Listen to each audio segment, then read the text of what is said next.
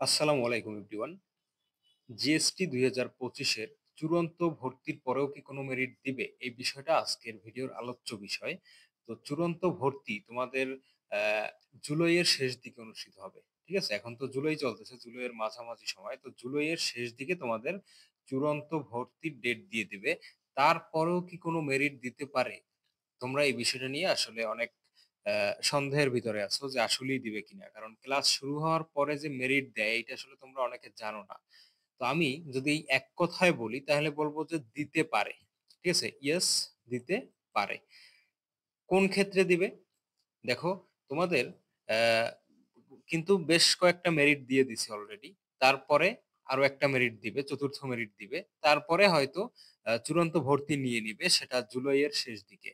তো জুলাইয়ের শেষ দিকে যদি ৪র্থ মেরিট দেওয়ার পরে ভর্তি নিয়ে নেয় চূড়ান্তভাবে, তারপরে যদি ক্লাস শুরু করে দেয়, তারপরে কি আসলে মেরিট দেওয়া সম্ভব? আমি এইটার উত্তর বলব যে হ্যাঁ, সম্ভব। কারণ কি? কিভাবে সম্ভব? গত বছর এই গুচ্ছের ভর্তি পরীক্ষার পরে এবং গুচ্ছের চূড়ান্ত ভর্তি নেওয়ার পরে কিন্তু আরো একটা মেরিট দিছিল এবং মাইগ্রেশন হয়েছিল। ওইটা হচ্ছে ভর্তি হওয়ার প্রায় ১-১.৫ মাস পরের ঘটনা আমি বলতেছি যে তুমি সাপোজ ভর্তি হইছো, ভর্তি হয়ে ক্লাস শুরু হয়ে গেছে। ক্লাস শুরুর ১-১.৫ মাস পরে কিন্তু আরো একটা মাইগ্রেশন দিছিল সিট খালি থাকা সাপেক্ষে। কেন ওই সিটগুলো খালি হইছিল? কারণ ওই সময় কৃষিগুচ্ছের পরীক্ষাটা এগ্রি যেটা আরকি কৃষিগুচ্ছ, এগ্রি জিএসটি যেইটা ওই পরীক্ষাটা আসলে হইছিল এই গুচ্ছের ক্লাস শুরু হওয়ার পরে। তো স্টুডেন্টরা আবার আন্দোলন করছে যে আমাদের এইভাবে একটা মাইগ্রেশন দিতে হবে, এইভাবে একটা মেরিট দিতে হবে যে ওই সময় যদি সিট খালি থাকে অবশ্যই খালি থাকবে কারণ গুচ্ছের অনেক স্টুডেন্ট কৃষিতে চলে যাবে। তো সেক্ষেত্রে আমাদের একটা মাইগ্রেশন দিতে হবে। তো বিশ্ববিদ্যালয় কর্তৃপক্ষ দায়িত্বে যারা ছিলেন তারা কিন্তু স্টুডেন্টদের ওই দাবিটা মেনে নিয়েছিলেন এবং ভর্তি হওয়ার পরেও ১.৫ মাস পরে একটা মাইগ্রেশন কিন্তু দিয়েছিল এবং ওইখান থেকে বেশ নতুন কিছু স্টুডেন্টও কিন্তু চান্স পেয়েছিল। ঠিক আছে? তো এবছর এই সম্ভাবনাটা আছে কিনা? হ্যাঁ, এবছর সম্ভাবনাটা আছে। কারণ কি? তোমাদের ৭ কলেজ যেইটা আরকি ঢাকা সেন্ট্রাল ইউনিভার্সিটি ওই ৭ কলেজের ভর্তি পরীক্ষা কিন্তু এখন পর্যন্ত অনুষ্ঠিত হয় নাই। ওদের কিন্তু এখন পর্যন্ত সার্কুলারই দেয় নাই। তো আশা করা যায় ২০ জুলাইয়ের আগেই সার্কুলার দিবে। তো এই ৭ কলেজের পরীক্ষা কিন্তু এখন পর্যন্ত অনুষ্ঠিত হয় নাই। তো এই পরীক্ষা কখন অনুষ্ঠিত হবে? ধরা যায় যে আগস্টের শেষ দিকে অনুষ্ঠিত হবে। ঠিক আছে? আগস্টের শেষ দিকে এই ৭ কলেজের ভর্তি পরীক্ষাটা অনুষ্ঠিত হতে পারে। তো সেক্ষেত্রে তোমাদের কিন্তু ওই সময় ক্লাস অলরেডি শুরু হয়ে যাবে। ঠিক আছে? ক্লাস কিন্তু শুরু হয়ে যাবে। আবার এই তোমাদের মধ্যেরই অনেকে কি করবে? এই তোমরা যারা গুচ্ছের মনে করো নেত্রকোনা বিশ্ববিদ্যালয়, তারপরে কিশোরগঞ্জ বিশ্ববিদ্যালয়, তারপরে Sunamganj science and technology university এই টাইপের যে বিশ্ববিদ্যালয়গুলোতে যারা শেষের দিকের সাবজেক্টে ভর্তি হইছে বা যাদের বাসা ঢাকায়, তারা কি করবে? ওই বিশ্ববিদ্যালয়ের ভর্তি ক্যানসেল করবে। ক্যানসেল কইরা ওই ৭ কলেজেও ওরা চান্স পাবে। তো ৭ কলেজে ভালো সাবজেক্টে চান্স পেলে ওদের আসলে অ্যা একটা পড়ার ইচ্ছে জাগবে এখানে। কারণ ঢাকায় অবস্থিত। তারপরে এটা আবার ইউনিভার্সিটি হয়ে যাইতেছে। ঠিক আছে? আরো কিছু ফেসিলিটিস আছে পুরাতন অনেক। তো সেই ক্ষেত্রে ওরা কি করবে? ওই ৭ কলেজে চইলা যাবে গুচ্ছের ওই শেষের দিকের ইউনিভার্সিটির শেষের দিকের সাবজেক্ট গুলো ছেড়ে। আবার অনেকে বেশ মোটামুটি ভালো সাবজেক্ট ছেড়েও চলে যাবে। ঠিক আছে? আবার অনেকে প্রাইভেটে চলে যাবে। তারপর অনেকে মনে করো যে বাহিরের দেশে পড়ালেখার জন্য যেতে পারে। অনেক ঘটনা কিন্তু ঘটবে ওই সময়। তো ওই সময় তোমাদের একটা মেরিট দিতে পারে। কারণ কি উল্লেখযোগ্য সংখ্যক যদি আসন খালি হয়, তাহলে তো অবশ্যই এটা মেরিট দিবে। কারণ ওই সিটগুলো খালি রেখে তো আর আসলে কোনো লাভ নাই। ঠিক আছে? খালি রেখে তো লাভ নাই। কারণ সরকার তো ওই সিটগুলোর বিপরীতেও ওই ইউনিভার্সিটি গুলোরে টাকা দিবে।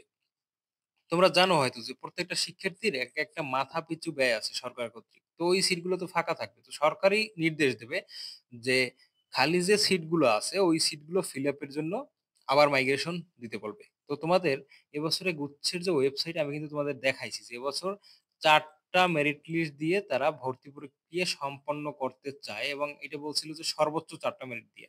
কিন্তু আসলে এইটা আসলে সব ক্ষেত্রে প্রযোজ্য না। কারণ গত বছরও বলছিল যে সর্বোচ্চ ৩ টে মেরিট দিয়া অ্যা ক্লোজ করবে ভর্তি। কিন্তু তা কিন্তু সম্ভব হয় না। তো এবছরও হবে না।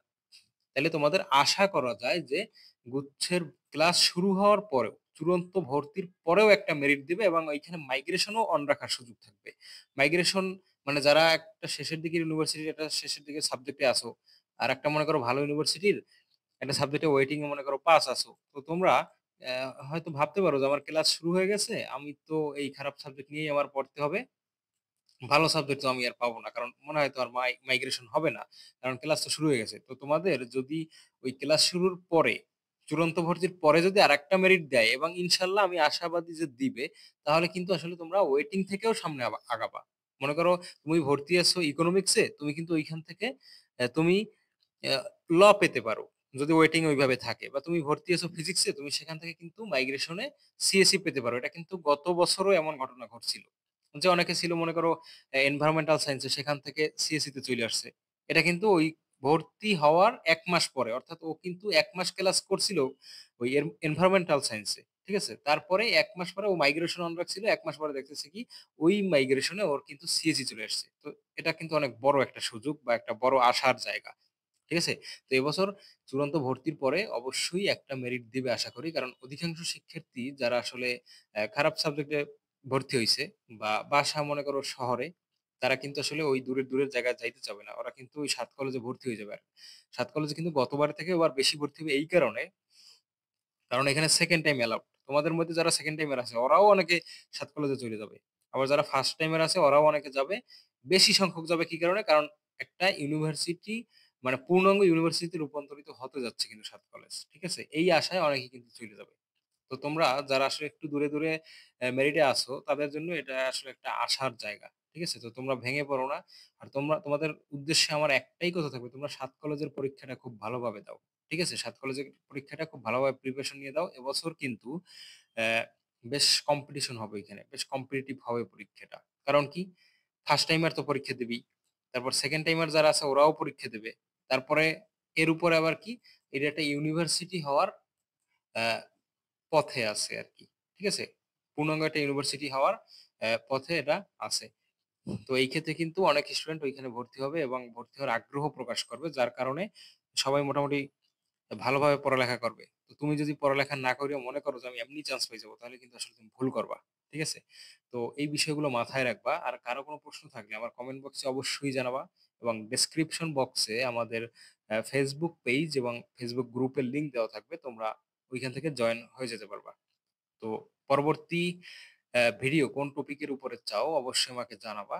তো সবাই সুস্থ থাকো, সুন্দর থাকো। আল্লাহ হাফিজ।